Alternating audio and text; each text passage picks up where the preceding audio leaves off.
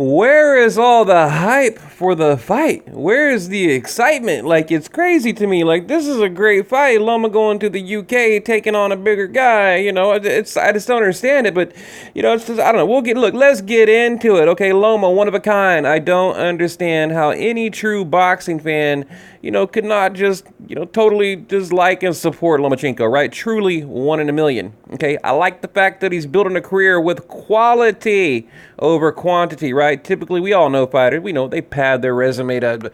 It's just like, well, whoever they can fight. I mean, look at Deontay Wilder, right? It's quantity over quality. But again, one in a million. When have we seen something like this? So let's get to that one little black mark on Loma's resume, right? The Orlando Salido fight. Okay, devastating. I don't even like thinking about it, but we got to talk about it. And we're gonna go over a few things. Might be kind of long, but whatever. If you're excited for the fight, you'll enjoy. Okay. First, let's talk about Lawrence Cole, right? Possibly the worst referee in boxing history, right? I mean, allowing Salido to land one low blow after another, just fighting dirty as hell, elbows, headbutt, roughhousing, wrestling, grappling, grabbing, whatever, you name it, right?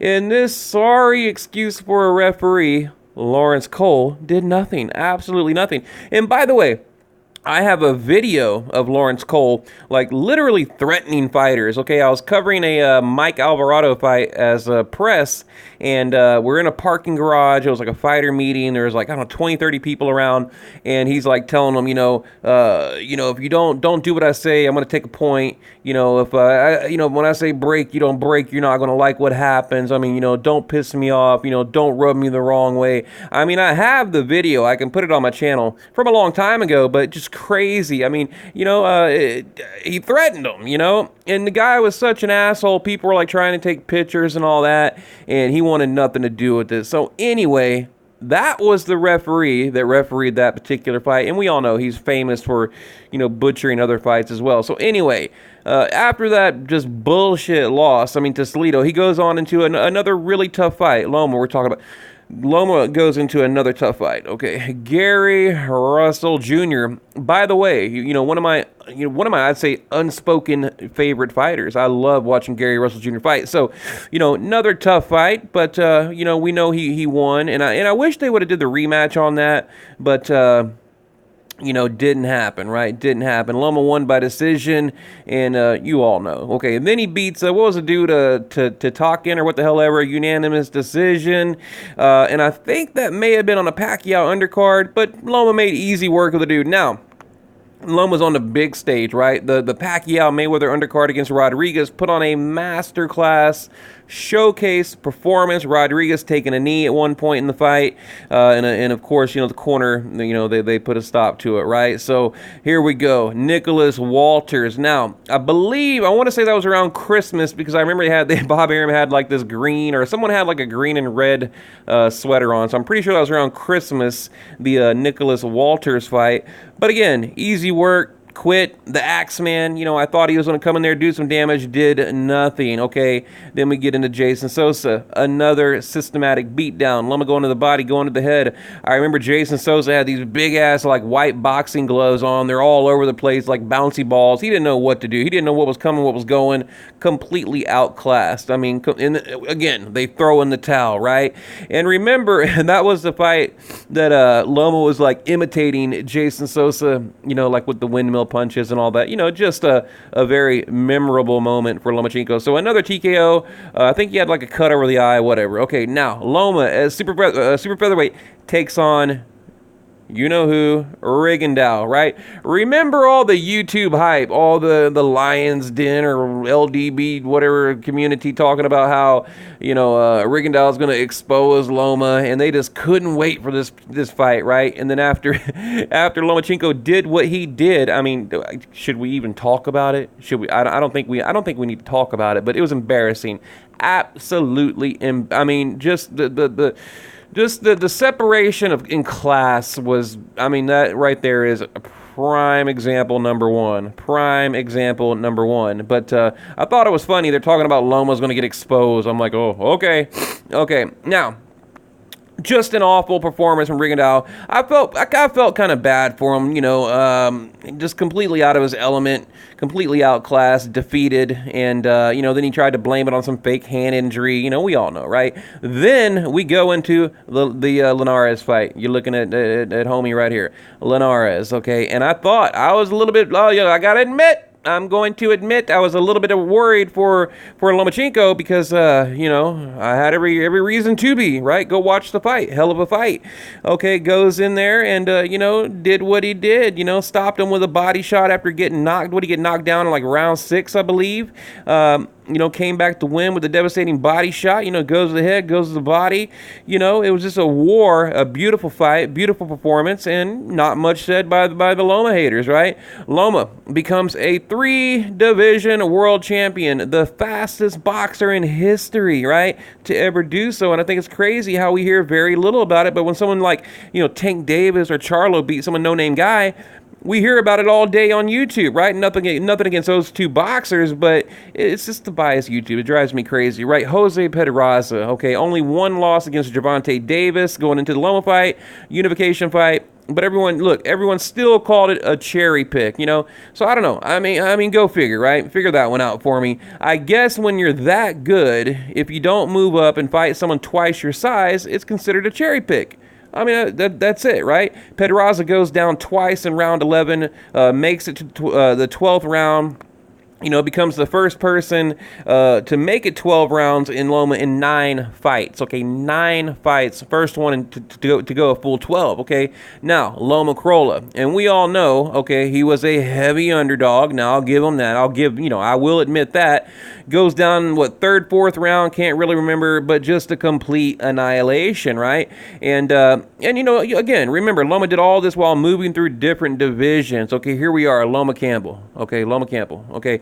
Now, I don't think any boxer is indestructible. Okay, they're all beatable. Right? And I think usually, I think they're at their most vulnerable state when they're at the top, okay?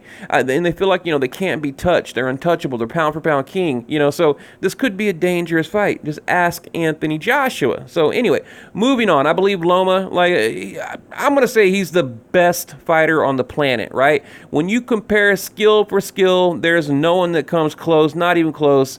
It's like watching a damn boxing movie. It's like, it looks fake what he does, okay?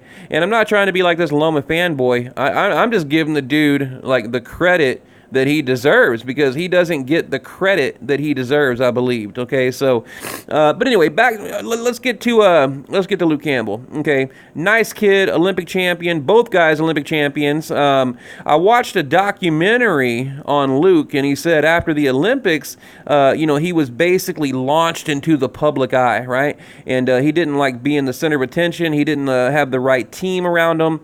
But he said over the last 4 years, he's built a great team. And he's in better shape, a better boxer, just in a better place now than he's ever been.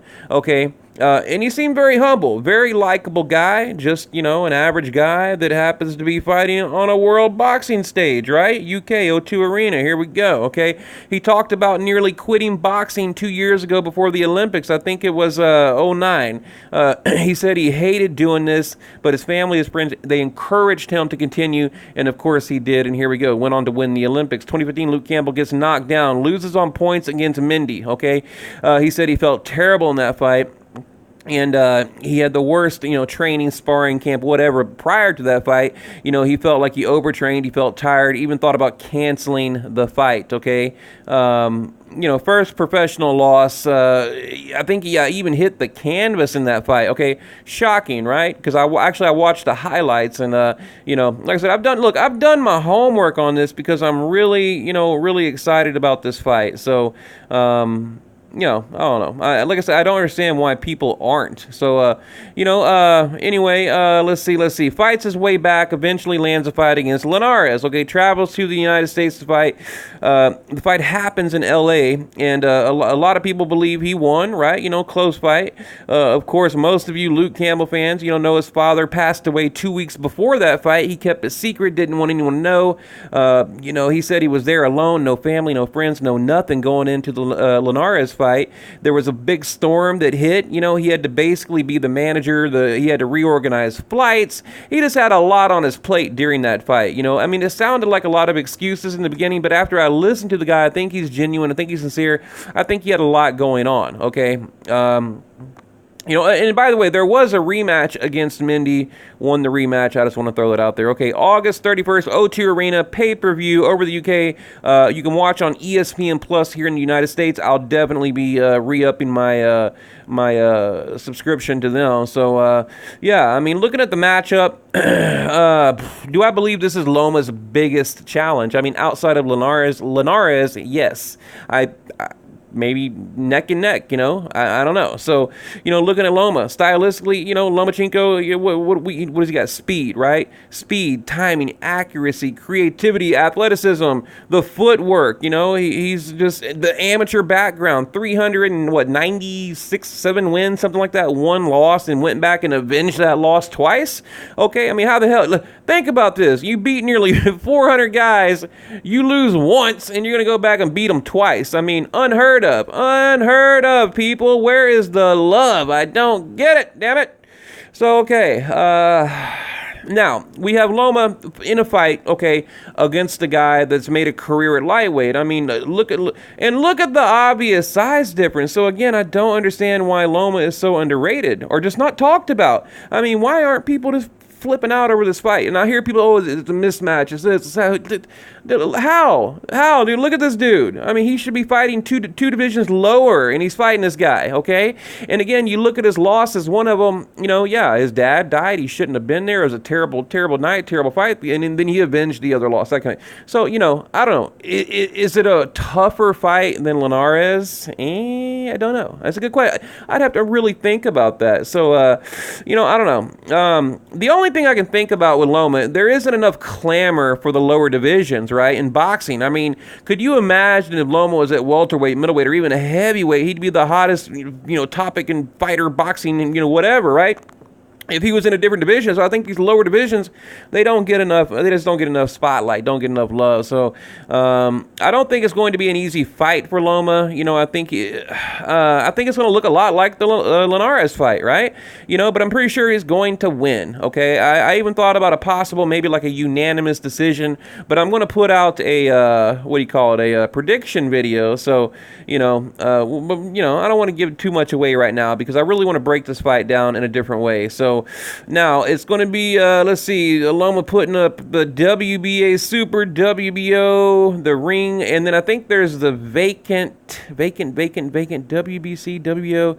What is it? The IBF? There's another one. There's another vacant belt on the line. I can't remember who it is though, but I know we got the WBA ring magazine and the WBO, WBC, the WBC. That's what it is. Yeah, the vacant belt is up for grabs. So now, if, you know, I'm going to say if, but not when Loma wins, you know, he'll have all 3 belts plus ring magazine. Okay, here we go. So, yeah, I mean, so what else can I say? You know, I mean, I'm excited for the fight.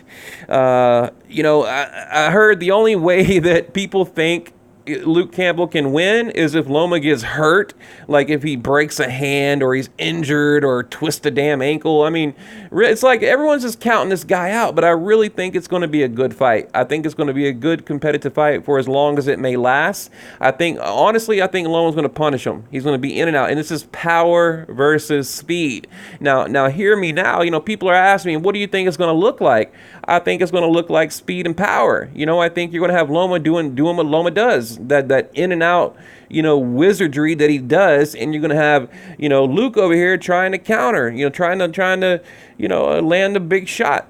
I mean, it's not rocket science. We've seen this matchup stylistically a million times. So where does Loma go from here? People are saying, well, he needs to move up. I mean, when does he stop? Like, when does it end, right? I mean, I think Loma has gone as high as he can go. Maybe one more division, maybe, you know, I don't know. I would say a catchweight. You know, if I'm his manager, if I'm his matchmaker, if he gets past Luke Campbell, I'd say, you know what, let's do a catchweight. with whoever, Manny Pacquiao, whoever, right? I mean, Mikey Garcia, whatever. And I do want to see Gervonta Tank Davis Lomachenko. I really want to see that fight, and I think we're going to get it. Even Mayweather talked about it, blah, blah, blah, blah, but whatever. I don't believe a damn thing that comes out of that dude's mouth. But yeah, so, I might leave it at that. I just wanted to get on here and just babble a little bit, because I am really excited for the fight. Hopefully you guys are too, and you made it through the video. I mean, damn, I can't believe I've already been talking 15 minutes. I could talk another 15 hours about it, But yeah, I think tomorrow, maybe, I don't know, I might go live or something. I might, try to, switch it up a little bit. And like I said, I'm going to, put out a video because I'm going to make some changes on the channel. I'm getting kind of bored with just talking into a microphone, in front of a tablet or a computer or whatever. So we're going to make some changes to kind of, spice it up a little bit, make things a little bit more interesting. So anyway, is it a mismatch? Who do you have winning? Do you give old Captain Luke a chance at all? Right? UK, where you at? And I heard, by the way, let me end it here. I heard when Loma arrived in the UK, well, there was like 17,000 people, just a ton of people there cheering and, welcoming him, the excitement, the clamor, it's building up, that kind of thing. And you got Bob Arum talking about, Muhammad Ali came to UK, Terrence Crawford came to the UK. And, as an American fighter, to beat someone in the UK for a belt in a title fight. Now, we know, obviously, Lomachenko not born in the United States, but he basically is a U.S. citizen. He lives there. He fights there. He typically fights in America, now going to U.K. So you could add him to those names, to Muhammad Ali, Terrence Crawford, and of course, Lomachenko. But what throws me, look at this size difference. It's crazy. He has a 2-inch height advantage and a 5-inch reach advantage over Lomachenko. So anyway, guys, I'm babbling. I'm excited. Forgive me. I've been off YouTube for a while. What do you think? Leave it below.